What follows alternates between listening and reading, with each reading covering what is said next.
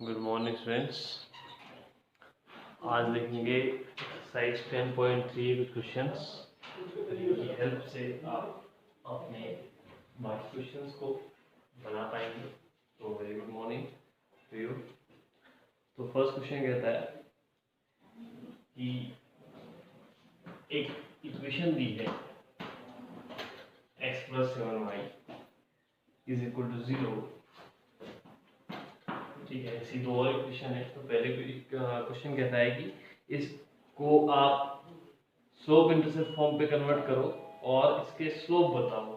ठीक है, कौन सा? Find their slopes and y intercept. देखिए, जब हमने लास्ट वीडियो में बात करी थी, अगर आपके पास इस तरह की इक्वेशन है ax + by + c = 0, तो स्लोप तो होता है, कहा था हमने -a/b। इस बारे में बात करी थी। ठीक है, x से इंटरसेप्ट होता है, कहा था हमने -b/a। ठीक है, ऐसे ही y इंटरसेप्ट होता है -c/a। इस बारे में बात हुई थी। ठीक है, तो इस क्वेश्चन को हम इसी के हिसाब से लेते हुए चलेंगे।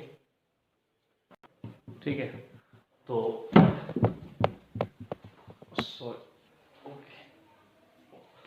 तो x इंटरसेप्ट हो जाएगा, अच्छा -c/a। ठीक है, -c/a -c/a। ठीक है, तो चाहो तो आप इसको कन्वर्ट करो। अगर आप कन्वर्ट नहीं करते हो तो फिर ऐसे मानते हुए चलो। अगर मैं कहूँ कन्वर्जन की बात करूं तो y इंटरसेप्ट के लिए बात होती है y = mx + c। ठीक है, तो अगर आप इसको कन्वर्ट करना चाहो तो आप कहोगे 7y = -x + 0 कह दो, चलो। ठीक है, और y हो जाएगा क्या? -x/7 + 0/7, 0 ही रहेगा। बट mx + c चाहिए होता है। ठीक है, तो y इसको -1/7 × x + 0। तो इस तरह से आप कन्वर्ट कर सकते हो। तो यहाँ पर तो आपको स्लोप मिल जाएगा कितना? -1/7, और y इंटरसेप्ट यानी कि जो c होता है वो क्या हो जाएगा? 0। अब बात करें इस डायरेक्ट इस बात से, तो इसको ऐसे लिख दें, चलो, +0 = 0, मतलब ax + by + c आपको बताने के लिए। ठीक है, तो हमें क्या स्लोप क्या होता है? -a/b। तो -1/7, a इसका 1 हो गया, b 7 हो गया, तो -a/b। और y इंटरसेप्ट होगा, हमने कहा -c/b। c कितना? 0, 0/b यानी कि 7 अगेन 0। तो बात आप ऐसे ही भी बता सकते हो इसके अकॉर्डिंग, या फिर आप इसको कन्वर्ट कर सकते हो। अब हालांकि इसने कन्वर्ट करने को कहा है तो हम इसके साथ ही चलेंगे यहाँ पे। ठीक है, नेक्स्ट क्वेश्चन देखते हैं।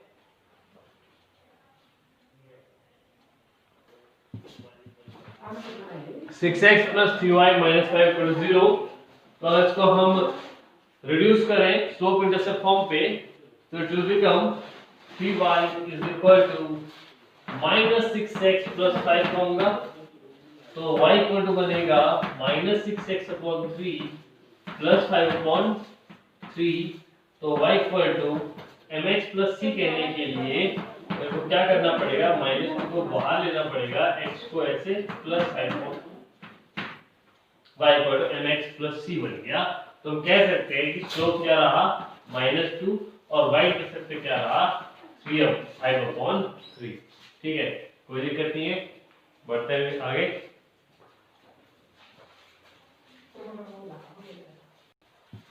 ओके, तो थर्ड क्वेश्चन इसका आप फर्स्ट का थर्ड पार्ट आप बना देंगे। सेकंड पार्ट का सेकंड क्वेश्चन पे आते हैं। ये कहता है reduce the following equations into intercept form and find their intercepts on the axis. 3x + 2y - 12, 3x + 2y - 12 = 0। देखो, इंटरसेप्ट फॉर्म क्या होती है हम जानते हैं इस बारे में। x/x intercept + y/y intercept = 1। x/a + y/b = 1।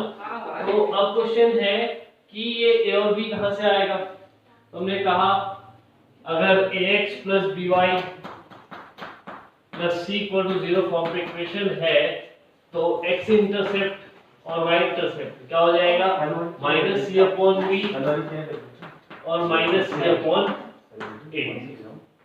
ठीक है, यहाँ से बात बन जाएगी। तो x upon minus C upon A अगर आप करते हैं, माइनस सी अपॉन ए मतलब minus minus plus 12 upon 3 4 plus y upon B, B यानी कि क्या माइनस सी अपॉन बी, तो 2 6 जा 12। ये हो जाएगी आपकी कौन सी form, slope sorry intercept form. ठीक है, देखते हैं नेक्स्ट क्वेश्चन।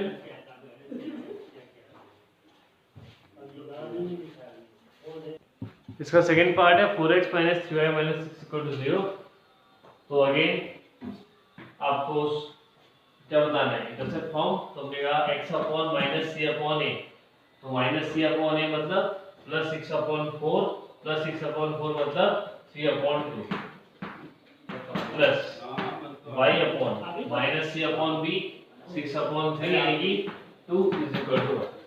आप बात को यहीं पर एंड कर सकते हो, अदरवाइज ऊपर भेज दो तब भी बात ठीक है।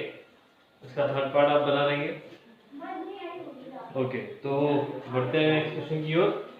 ये कहता है reduce the four equations into normal form, find the perpendicular distance from the origin and the angle between perpendicular and the positive x-axis। ठीक है, अगला क्वेश्चन देखते हैं। ये कहता है नॉर्मल फॉर्म पे कन्वर्ट करो, reduce the equation into normal form। ठीक है, तो फर्स्ट क्वेश्चन इसमें हम देखते हैं।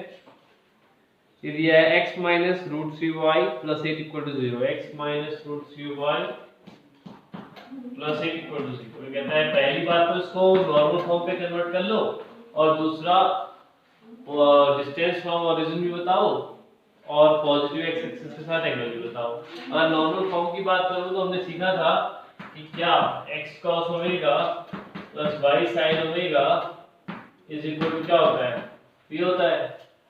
ठीक है, यहां तक की बात हमने सीखी थी। तो बात करें cos ओमेगा की,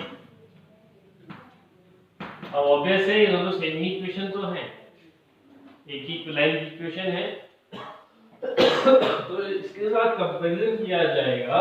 तुमने सीखा था cos ओमेगा इक्वल टू होगा plus minus k upon root a square plus b square, ऐसे sin ओमेगा इक्वल टू हो जाएगा plus minus b upon root a square plus b square. और अगर p की बात करें तो जाएगा plus minus c upon root a square plus b square. ठीक है, तो cos ओमेगा की बात करें सबसे पहले तो प्लस के साथ चले तो a कितना है 1 root a square plus b square है कि 1 प्लस रूट c का स्क्वायर 3 यानी कि 1 प्लस 3 4 का मतलब हो गया 2। तो cos ओमेगा की वैल्यू कितनी आ गई 1/2।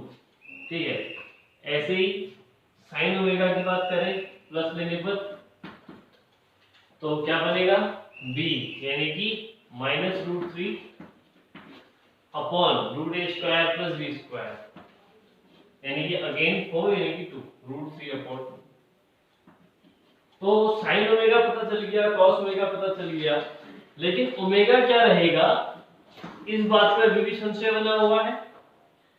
तो cos ओमेगा इक्वल टू तो हाफ है जो cos 60 की वैल्यू होती है और sin रूट 3/2 ये होता है, ये भी आपकी 60 की वैल्यू होती है। लेकिन फर्क क्या है, जब पॉजिटिव लिया था दोनों को तो एक वैल्यू पॉजिटिव आई है एक वैल्यू नेगेटिव आई है।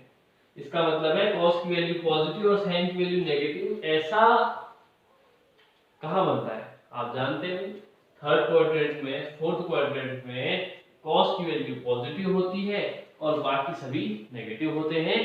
तो हम कह सकते हैं कि cos ओमेगा, समझना cos ओमेगा इक्वल टू मैं कह दूं 1/2 को कह दूं cos कितना π/3।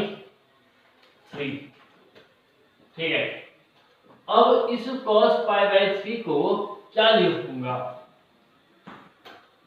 2 पाई माइनस पाई बाई 3 कह दूंगा, क्योंकि यहाँ पर cos की वैल्यू मिल जाएगी नेगेटिव, सॉरी पॉजिटिव, और कन्वर्जन भी नहीं होगा, तो यहाँ पर बात रहेगी 3 to the 6 5 पाई बाई 3।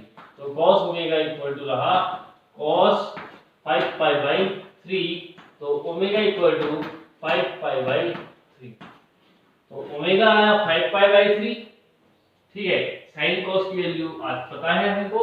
अब बात रह गई इस p की, जो ओरिजिन से परपेंडिकुलर डिस्टेंस होगी, ये भी निकाल लेते हैं। प्लस ले लेते हैं, c कितना है 8, और root a square plus b square, तो आप जानते हैं कितना आ रहा है, तो 2 ही आ रहा है, तो 2 4 जा 8, तो डिस्टेंस हो जाएगी 4। तो बात करें नॉर्मल फॉर्म की, तो क्या बना होगा x cos ओमेगा आया 1/2, तो x इंटू, यहीं पर तो लिख दे रहा हूँ, x into 1/2 plus y sin omega आया -√3/2, तो y into -√3/2 is equal to p कितना आया 4, ठीक है। ठीक होगी बात याद है, ओके। तो यहाँ पर तक बात बनी, 5/3 ओमेगा आया। तो एक और बात बच सकती है कि अगर ये हमने जब पॉजिटिव लिया तो ये बात बनी थी, अगर नेगेटिव ले लेते तो cos ओमेगा इक्वल टू क्या, देखो अगर नेगेटिव ले रहे होते तो क्या बात बन रही होती, इसमें माइनस आ रहा होता और इसका क्या बन रहा होता प्लस। ये दूसरा केस बता रहा हूँ जब मैं दोनों को नेगेटिव ले लूं, तो ऐसे केस में cos नेगेटिव और साइन पॉजिटिव आ जाएगा।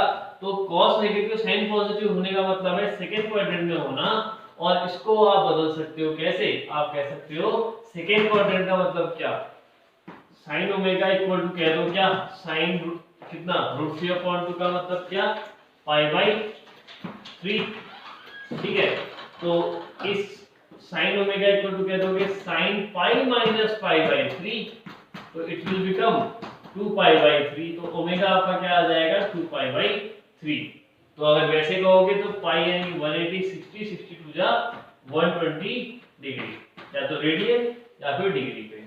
तो एक जब हमने दोनों को पॉजिटिव लिया तो इसके साथ बात बन रही है, और जब नेगेटिव ले रहे हैं तो यहाँ पर बात बन रही है। तो आंसर अगर हम इसका बात करें तो ये किस फॉर्म पे दे रहा है, इसको भी हम देख लें, 5π/3 या फिर 2π/3 कहना चाहिए। तो इसलिए यहाँ पर वो 2π/3 के साथ चल रहा है, यानी 120 डिग्री के साथ चल रहा है, इससे कोई मैटर नहीं है, आप ऐसे ले चलो, या फिर एक दूसरा फॉर्मेट हमने जो माइनस ऐसा वाला बताया था उसके साथ ले सकते हो, cos omega equal to -AP/c और sin omega equal to -BP/c। यहाँ से आपका एक्यूरेट आ जाएगा, जो वो चाह रहा है वैसा ही आ जाएगा। आप ऐसे ही ले सकते हो cos ओमेगा को और sin ओमेगा को, ठीक है। यहाँ तक की बात समझ आ गई।